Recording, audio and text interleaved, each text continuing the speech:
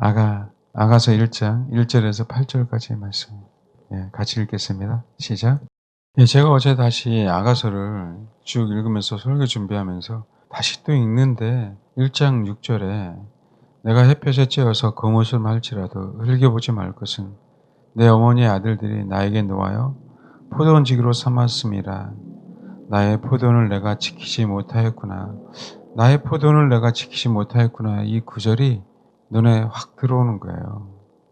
그래서 나의 포도원 지키는 복수라 그랬잖아요. 나의 포도원은 단수잖아요. 그 마지막 때는 나의 포도원을 지키는 게 굉장히 소중해요. 인생은 각자잖아요. 내가 따라서 죽고 싶어도 죽을 수 없잖아요. 사랑하는 사람 따라가기가 쉽지 않죠, 죽음은. 그렇죠? 그래서 내가 대신 내 남편의 어떤 인품을 고칠 수는 없잖아요. 그 사람의 신앙을 내가 심어줄 수는 없잖아요. 그 자녀 문제도 마찬가지죠. 오직 나의 포도는 내가 지켜야 되거든요. 나의 포도는.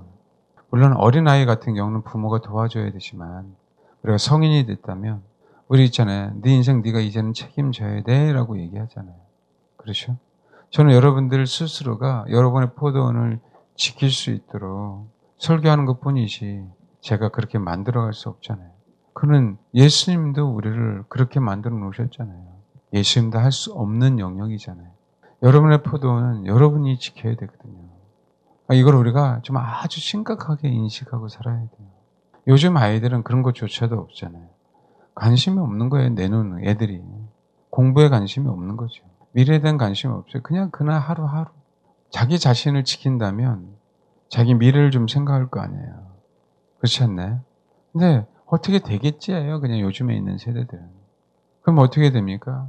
커서 자기 자신을 지킬 수 없는 위치에 오잖아요. 가끔 가다가 우리 노숙자 하시는 분들, 멀쩡한 분들 많아요. 우리 지금 노숙자 오시는 분들 있잖아요. 굉장히 다 멀쩡하시죠? 어디 가서 정상적이라면 막노동 해도 될 것 같은데 그것도 안 해요. 왜? 한 달에 일주일만 하면 한 달 먹고 사실 수 있거든요. 근데 안 해요. 자기 자신을 가꾸지 않는 거예요. 그냥 빌어먹기 편한 거죠. 대부분 다 멀쩡한 사람들이 계속 노숙 생활하다 보니까 어떻게 되세요? 생각이 바뀌는 거예요. 생각이.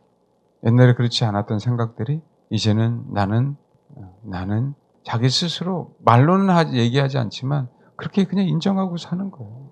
어떻게든 살아나려고 하는 부분들이 아니에요. 가끔 가다가 그런 분들이 깨어나서 또 다시 다른 정말 어려운 사람들 도와주는 어떤 그런 다큐 같은 거 있잖아요. 그게 거의 가뭄에 콩나듯이 거의 없다라는 거죠. 한번 망가지기 시작하면. 근데 그럼 신앙도 마찬가지예요. 한번 내가 종교인이 되면은요, 나 자신을 가꾼다는 게 굉장히 어려워져요. 그게 동일하게 내 정신의 습관이에요. 내 육체의 습관도 바꾸기 너무 어렵잖아요.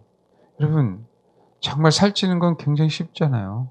근데 살 빼기 얼마나 어렵습니까? 그럼 망가지는 게 굉장히 쉬워요. 기도하기 되게 힘들죠? 6대4, 7대3. 근데 거꾸로 역전되는 건 되게 편해요. 그냥 며칠 한 일주일간 그냥 하기 힘드니까 아프니까 그냥 쉬자라고 하면 그다음에 교회 나와서 기도한다는 게 얼마나 귀찮은지 몰라요. 이렇게 나 자신을 가꾼다는 게 어렵거든요. 정말 자기 자신을 가꾸는 건 주님을 추구하는 거거든요. 내가 어떤 문제가 있고 어떤 어려움이 있고 어떤 경제적인 위기, 어떤 법적인 문제가 있다 할지라도 나는 주를 놓치지 않는 게 내 자신을 가꾸는 거거든요. 그게 내 자신을 지키는 거고. 근데 우리는 자꾸 보는 부분. 오늘 강대상의 장식을 누가 했대야? 그러면 이러면서 어떻게 겸손한 척하면서 이렇게 손을 올리잖아요. 예? 근데 종교인들은 그게 신앙이다라고 생각하는 거고, 그게 하나님 앞에 열심히 했다라고 생각하는 것 같아요. 그게 자기 자신을 가꾸는 걸로 생각하는 거예요. 그게 현실이다라고 하는 거예요. 이 말씀이 확 들어왔어요. 내가 내 자신을 지키지 못했구나. 내 포도를 지키지 못했구나. 이것을 깨닫지 않고는 주를 추구할 수 없는 거예요. 그렇게요. 내 인생이 잘못 살았다는 걸 깨닫지 않고는 내 인생을 내가 가꾸지 못했구나라는 걸 깨닫지 않고는요. 8절이 안 돼요. 8절이. 그 음성이 안 들려요. 그런 계기가, 결정적인 계기가 분명하게 있어야 된다. 아, 하나님, 내가 내 인생을 지금까지 신앙생활에 왔는데 정말 나의 포도를 내가 지키지 못했군요. 나의 포도를 내가 지키지 못했군요. 이게 뼛속같이 깨닫기 시작하면 그때부터 음성이 들리는 거예요. 그래, 이제 내가 너의 포도를 지킬 수 있도록 이끌어 갈게. 아멘? 이게 환경이, 그 상황부터 사실은 열리기 시작하거든요. 그래서 여인이 이런 거예요. 나의 혼으로 사랑한 자야. 내가 양치는 것, 정오에 시기하는 것을 내게 말하라. 왜요? 이제 나는 내 포도를 지키고 가꾸고 싶다는 거예요. 이게 인생에서 가장 소중하구나. 내 남편보다도 더 소중하고 내 아내보다 내 자식보다 더 소중해. 내 자신이 가꾸어서 하나님의 사람이 되는 게 내가. 안 그래요? 이게 양심이 없는 게 아니에요. 정말 양심이 있는 거라고, 여러분 양심이 있다면. 그런 사람들만 남편을 위해서 중보하고 아내를 위해서 중보해요. 그런 자들이 정말 자녀를 위해서 중보하는 거지. 왜요? 그게 너무나도 소중함을 알기 때문에. 그 주님이 그 내 자녀까지도 정말 자녀의 포도를 지키도록 하나님이 그것을 너무나 원하신다는 걸 알기 때문에 더 중보하고 더 내려놓고, 내 자식이라고 생각하지 않고 내 거라고 생각하지 않고 하나님의 것이기에 더욱더 객관적으로요, 주를 구하면서 은혜를 구하는 거예요. 왜요? 내 포도를 먼저 지키는 게 소중하다는 사실을 알고 깨닫는 자는요, 그럴 수밖에 없어요. 주님이 주신 메시지이기 때문에 그래요. 예? 이게 이기적인 게 아니에요. 근데 우리는 내 자녀 그러잖아요. 그거 굉장히 이기적인 겁니다. 본인 자신도 망하고요, 자녀 자신도 망해요. 내가 정말 순수하게 주를 추구하지 않으면서 다른 어떤 것들을, 그건 욕망이에요, 욕망. 알겠습니까? 여러분, 여러분의 포도를 정말 지켜야 돼요. 여러분 포도는. 그럴 때 다른 사람의 포도원을 잘 가꿀 수 있도록 도와줄 수 있는 그런 사람이 되는 거거든요. 이게 우선이에요. 그런 거 어떻게 해요? 내 혼으로 사랑한 자야. 내가 양치는 곳, 정오에 시기오는 것을 내게 말해라. 내가 내 친구 양떼에게 어찌 얼굴을 가른 자 같이 되겠니? 여기는 어찌 내가 창녀 같은 행세를 하겠니라는 것도 있지만, 어찌 내가 올바른 길을 가지 않고 곁길로 가겠냐라는 얘기예요. 이제 나는 여태까지 곁길로 갔는데 이제 다시 되돌아서 주를 향해서만 올바로 갖고 싶다는 얘기예요. 올바로. 알겠습니까? 이 인식이 생기니까 그 멀리에서도 제 설교가 들리는 거죠. 이것 때문에 메시지 듣고 기도한다고. 왜요? 이제 본인이 깨달은 거예요. 내 포도는 가꿔야 되겠다. 아멘? 그러면서 얘기하는 거죠. 여인 중에 어여쁜 자야, 내가 알지 못하겠거든 양떼의 밭을 따라 목자들 장막게 돼서 너희 염색 새끼를 먹일지는. 여기서요, 확 바뀌어요. 아가서의 여인, 여자라는 단어가 꽤 나오는데 여기서 말하는 여인은 딱 아가서에 3번 나와요. 말 그대로 여러분 이샤라고 들어봤죠? 이샤 얘기 들어보셨죠? 이씨는 뭐예요? 아담을 상징하는 거죠, 남자를. 이샤는 여자를 상징하는 거죠.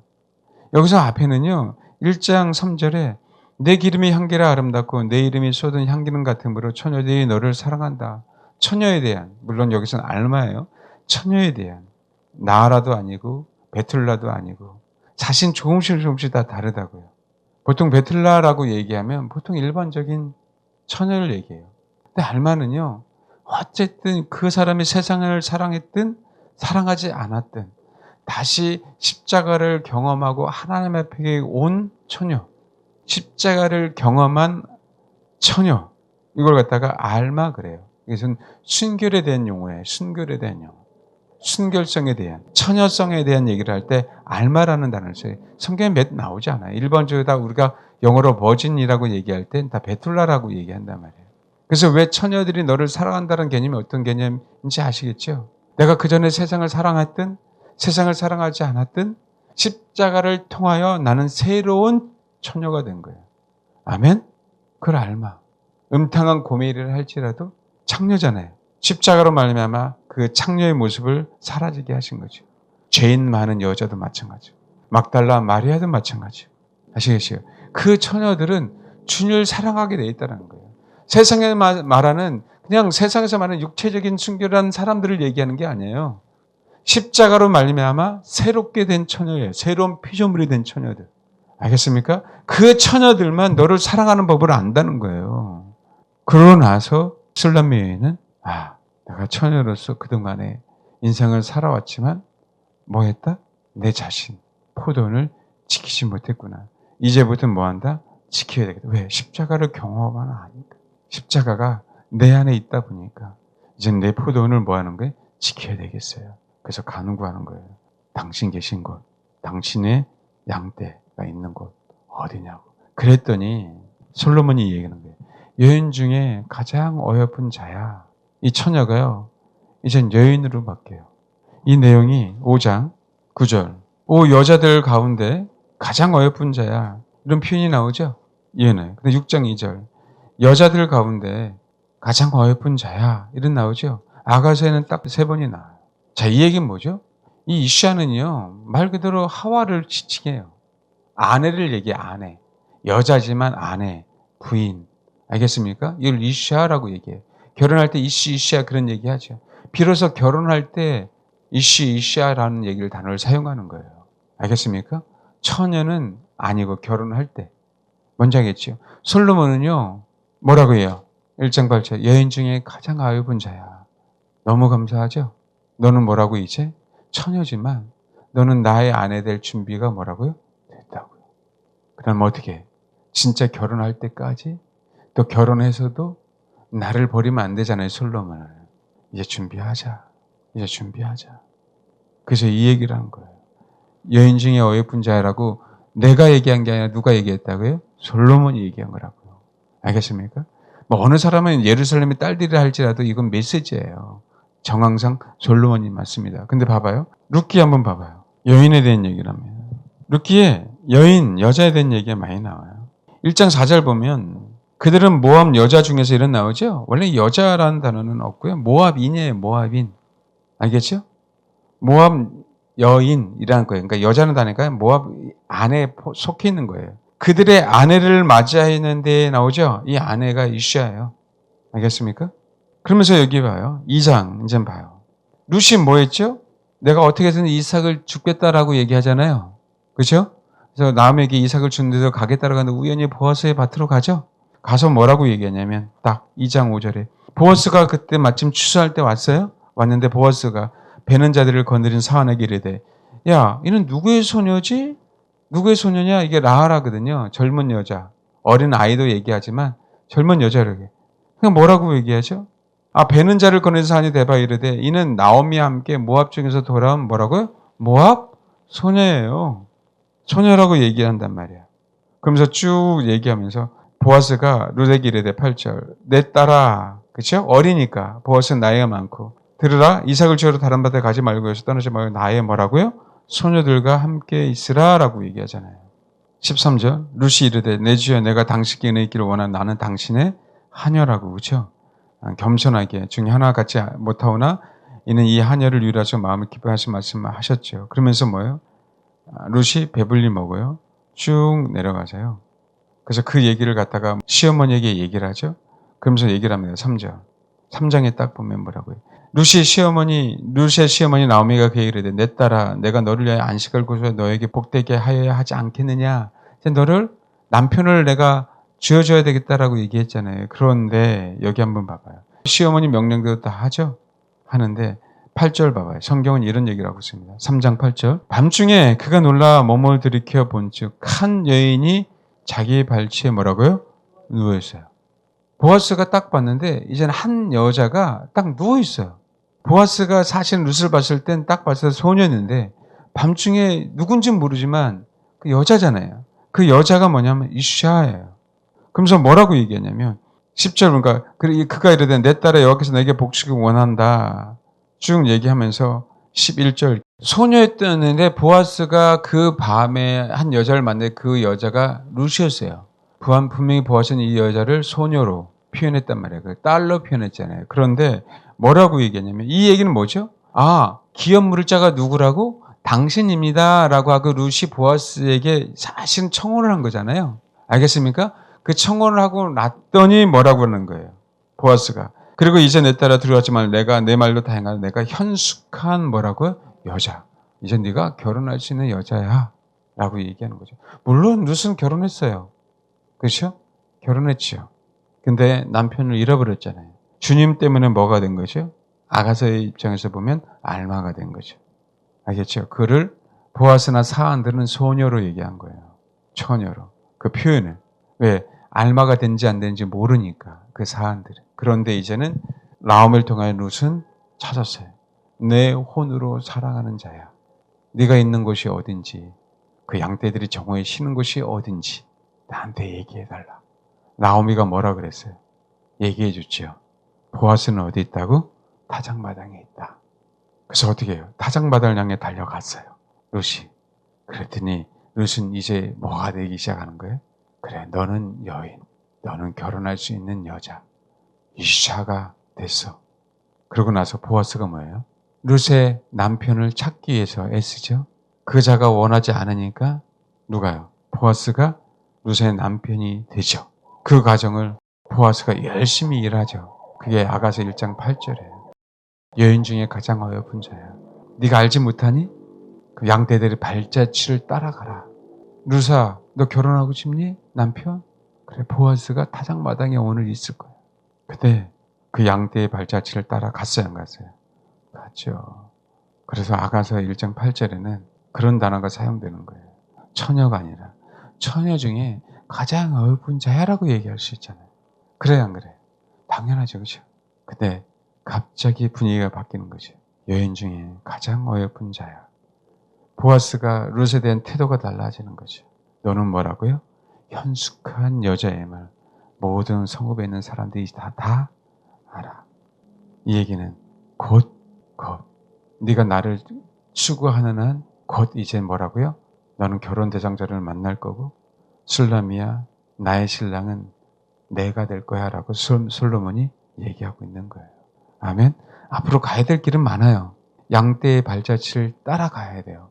앞으로 가야 될 때는 많이 있지만 미리 선언하신 거죠. 저와 여러분이 그 중심을 아시고 이게 얼마나 감사하냐고요. 그런 아내들이 되십시오. 우리 사모님이 그런 얘기해요. 남자들은 일하기가 잘 힘들 것 같아요. 남자니까. 제가 그랬어요. 나는 아닌데? 그랬어요. 나는 남자지만. 남자, 여자 생물학적으로 사용하지 말고 주를 추구하는 자는 다 그리스도의 아내입니다. 이게 신비예요.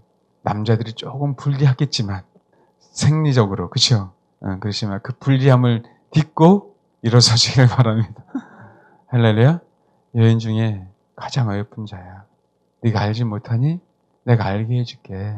양떼의 발자취를 따라가. 목자들의 장막 곁에서 너의 염소 새끼를 먹여. 왜요? 이제 내가 너를 나의 아내로 정말 만들고 싶어. 저와 여러분이 그 음성 듣기를 바랍니다. 왜요? 내 혼으로 그리스도를, 내 전 존재로 그리스도를 사랑하면 그래? 알았어. 내가 너의 마음을 알아. 이제 내가 너를 나의 아내로 만들고 싶어. 그래서 내가 너에게 이런 것들을 요구할 거고 이렇게 하라고 할 거고 그 말씀대로 순종만 하면 된단다. 룻이 나오미의 말을 듣고 순종한 것처럼 그때부터 누가 일하시는 거예요? 보아스가 일하시듯이 우리 인생에 우리를 책임져 주기 위해서 누가요? 내 인생을 주님이 대신 일하심으로 우리를 진짜 그분의 아내로 만드시는 겁니다. 저와 여러분이 이 소망을 가지시고 이 믿음을 가지시고 내 혼으로 여러분의 혼으로 주를 사랑함으로 말미암아 여인 중에 가장 어여쁜 자. 이젠 처녀에게서 우리는 누가 돼야 돼요? 영원토록 처녀만 있으면 안 되죠. 우리는 세상을 사랑할 수도 있잖아요. 십자가를 경험했다 할지라도 확실하게 그분의 아내가 돼야 되잖아요. 아시겠죠? 꼭 저와 여러분이 주님의 아내가 되시길 바랍니다. 기도하겠습니다. 저와 여러분의 전 존재로 그분을 사랑하고 그분 알게 해달라고 간구하시면 이제는 십자가를 경험한 그 처녀들을 주님은 이제 내가 너의 아내로 만들 거야. 주님이 저와 여러분에게 그렇게 말씀하시기 시작합니다. 여인 중에 가장 어여쁜 자야. 내가 알지 못하니 양떼의 발자취를 따라 목자들의 장막 곁에서 너의 염소 새끼를 먹여. 내가 너를 나의 가장 사랑하는 신부로 만들 거야. 이 메시지를 우리에게 들려주시는 겁니다. 하나님, 룻이 나오미의 음성을 듣고 순종한 것처럼 술람의 여인이 솔로몬의 음성을 듣고 그렇게 순종한 것처럼 우리도 주님의 아내가 되기 위해서 그렇게 순복하는 그런 그리스도의 아내가 될 수 있도록 도와달라고 이 시간 그렇게 기도하겠습니다. 기도하겠습니다. 하나님, 우리가 정말 술람의 여인처럼 주님을 사모함으로 사랑함으로 말미암아 이제는 영원토록 처녀로 남는 것이 아닌 솔로몬의 아내가 되기 위한 그런 메시지를 순종하며 그래서 실제로 솔로몬의 아내가 되는 그런 놀라운 은혜가 있을 수 있도록 축복해 주옵소서. 다른 세상의 다른 어떤 소망이 아닌 주님의 아내가 되는 것이 우리의 유일한 소망이 되게 하시고 주님의 아내가 되기 위해서 우리의 목숨을 내버리는 한이 있더라도 그렇게 이겨가며 그리스도의 신부로서 당당하게 주님 앞에 서는 그런 결혼식에 참석하는 그런 성도들 될 수 있도록 축복해 주옵소서. 감사드리며 예수님의 이름으로 기도합니다. 아멘.